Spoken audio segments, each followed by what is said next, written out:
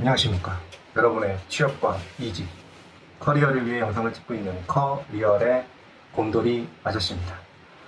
여러분, 오늘 말씀드릴 내용 엄청나게 중요한 얘기거든요. 이거 사실은 제가 강의 안에도 조금 포함을 시켰고 제 책에도 포함을 시킨 얘기인데 유튜브니까 좀 빠르게 조금 흥미 위주로 좀 설명을 드리겠습니다.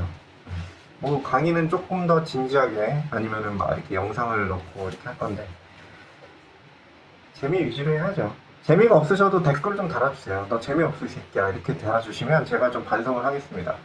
머리 대가리 받고 반성을 좀 할 테니까 댓글도 좀 부탁드립니다. 네.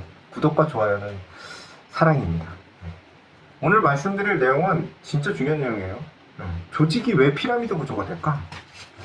제가 최근에 봤던 그 유튜브 중에 그 얘기가 있었어요. 수평적 조직이라는 말은 개소리다 라는 얘기가 있었는데 그분이 되게 높으신 양반이더만 임원까지 하고 이제 내려오신 분인데 저는 그 의견에 완전 개동의했어요. 진짜 개동의. 무슨 수평적 조직 같은 개똥 같은 소리 하고 있네. 수평적 조직은요 특징이 뭐냐면 안 돌아가요. 안 돌아가요. 여러분 조별과제를 생각해 보시면 돼요. 조별과제 이해가 빡 되죠. 조별과제 돌아가요. 제대로 돌아간 조별과제에 있었던 사람 있어요? 한 명이 마더를 딱 잡고 막 끌고 가고 막 어떤 카리스마 있는 조장이 막 잡고 이렇게 막 질질 끌고 가지 않으면 안 돼요. 그 카리스마 있는 사람하고 근데 나머지 조원들하고는 피라미드 구조가 이미 형성이 돼버린 거지. 뭔가 본인의 카리스마가 됐고 아니면은 뭐 어떤 사람은 돈이 많아가지고 그걸 가지고 야 나랑 만날 때마다 밥은 내가 다 쏠게 해가지고 막 딱 끌고 가는 사람도 있고 너무 멋있다. 아니면은 뭐 진짜 지식이 많아가지고 야 내가 이건 다 하니까 내가 이거 딱 만들 건데 나 혼자서 만들 순 없으니 너는 PPT 만들고 너는 발표하고 너는 이걸 해. 내가 백그라운드 지식은 다 줄게. 이렇게 딱 하는 거지.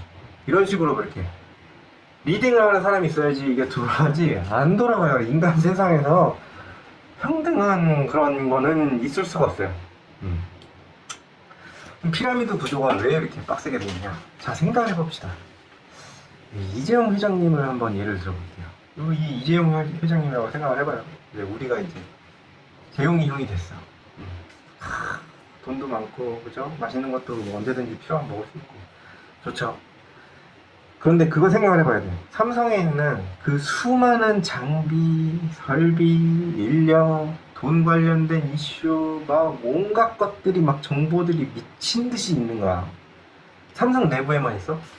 외부에는 경쟁자들, 어떻게 하면은 삼성이 먹고 있는 시장을 먹어버릴까라는 사람들, 온갖 막 심지어 막 정부 인사들까지 막 미국 정부, 한국 정부, 아무튼 베트남 정부, 자기들이 이제 투자했던 회사들, 그 국가들에 대한 이제 정보들까지 엄청나게 많은 정보들이 돌 거 아니에요. 그죠? 만약에 이거를 실시간 데이터로 만들면 제가 볼 때는 한 수천 조 테라바이트 정도 되지 않을까? 그 많은 정보들을 다 입력을 한다면. 그리고 만약에 재용이 형이 그 수천조 테라바이트를 처리할 수 있는 능력이 있어. 막 슈퍼컴퓨터도 안 될 것 같은데 아무튼 그런 거를 막 칩을 만들어가지고 머리에다 딱 심었어. 그러면은 피라미드 구조 자체가 필요가 없지. 재용이 형 한 명이랑 바닥에 있는 정보 긁을 사람들만 쭉 이렇게 있으면 돼. 이렇게 돼 있을 필요가 없다는 거예요. 맨 위에 이렇게 돼 있으면 되는 거지. 그렇잖아요? 왜냐면 모든 정보를 내가 다 혼자서 처리할 수 있으니까. 그리고 사실 그렇게 되면 삼성의 영업이익률은 50, 60, 70, 80%까지 뛰어오르겠지. 인건비가 중간에 싹 사라지잖아요. 이렇게 돼 있는 거에서 여기가 아예 없어도 되는 거예요, 중간이. 근데 그렇게 될 수 있어요? 그 수천조 테라바이트를 처리할 수 있는 사람이 있냐고. 삼성을 예를 들어서 그러는데 사실은 중소기업 같은 경우에 이제 제가 이제 창업에 관심이 좀 있다 보니까 그런 거에서도 좀 보긴 하는데 그 얘기를 공통적으로 하세요. 그 대표님들 중에 이제 성공하시는 대표님들이 보면 처음에 이제 혼자서 창업을 해가지고 진행을 하셨던 분들은 특히나 이게 인간이 도저히 이 잠을 줄이고 뭔 짓거리를 해도 안 되는 그 시점이 있대. 그게 도저히 안 되는 시점이에요. 이게 인간이 처리할 수 있는 정보의 양이 아니다. 이 정도 된, 심지어 1인 기업도 그 정도가 나온단 말이에요. 그냥 물건 이렇게 갖고 와서 파는 신제품 개발해서 파는 그런 사람들도 삼성같이 거대한 기업이 아니고 그런 사람들도 도저히 안 되겠어 갖고 사람을 뽑아야 되는 그런 시점이 온단 말이에요. 그러니까 이게 불가능해요. 한 명이 모든 걸 다 한다? 1인 기업이 좀 빡세게 확장이 되기가 힘든 이유가 1인 기업은 한계가 있어요. 뭐 몇십억, 뭐 몇백억 이 정도까지가 진짜 거의 맥스인 것 같고 그 이상이 되려면 이게 조직이 필요해. 왜냐면 그 엄청나게 많은 정보들을 이 삼각형 피라미드를 통해서 뭘 해야 되냐면 정제를 하는 거예요.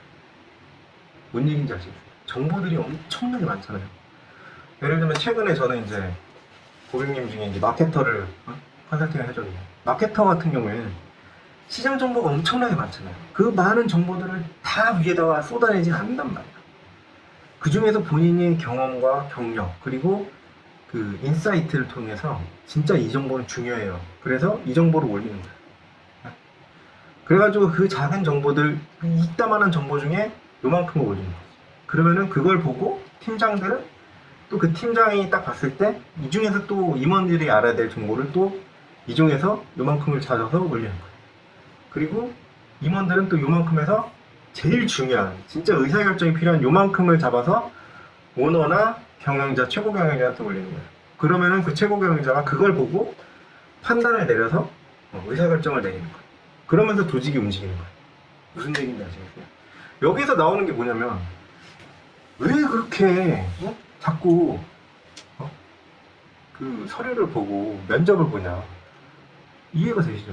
이 정보들이 이렇게 모이니까 위로 올라가야 되니까. 아니 나는 뭐 생산이랑 뭐 나는 뭐 일하는 건데 몸 쓰는 건데 현장에서도 정보가 생깁니다. 엄청나게 생기죠. 공장이다. 예를 들면 뭐 나사못 만드는 공장이야. 근데 나사못 누가 뭐 손으로 깎아서 만듭니까? 기계가 다 있잖아요. 그 기계들이 어떤 아이는 또 잘 돌아가다가 어떤 아이는 갑자기 소음이 심해질 수도 있는 거고. 그럼 소음이 심해지는 거는 되게 중요한 정보지. 왜냐면 얘가 가다가 뻗어버리면 나사가 생산이 안 될 거 아니야. 근데 그런 정보들을 잘 캐치를 해가지고 알아먹기 쉽게 어떤 시점부터 시작을 해가지고 이 기계가 소음이 심해졌다. 옛날 소음은 이 정도였는데 지금은 이 정도 됐다. 그리고 매뉴얼을 찾아봤더니 이런 경우에는 뭐 베어링이 파손이 되었다든지 아니면 그리스가 지금 좀 더 추가돼야 된다든지 이런 얘기를 쭉 보고서로 써가지고 위에다 올려야 되는 거야. 그러면은 그래야지 조치를 취할 거 아니에요. 돈이 들어가는 일이면 돈을 더 투자를 해서라도. 그러니까 이게 위로 올라갈수록 정보의 양은 줄어들지만 그 정보의 질은 굉장히 올라갈 수밖에 없는 거예요. 그걸 하기 위해서 여러분들이 회사에 입사를 해서 일을 하게 되는 거예요. 그래서 이거를 생각해보고 서류를 쓰고 면접을 하는 거하고 그거를 전혀 모르는 상태에서 하는 거하고는 완전 달라요. 이거를 좀 깊이 좀 생각을 해보셨으면 좋겠어요. 내가 들어가서 어떻게 정보를 생산을 하고 어떻게 보고를 해야 되는지 그게 결국에는 기본이 돼야 되는 겁니다. 오늘도 도움이 되셨으면 구독과 좋아요 부탁드립니다. 감사합니다.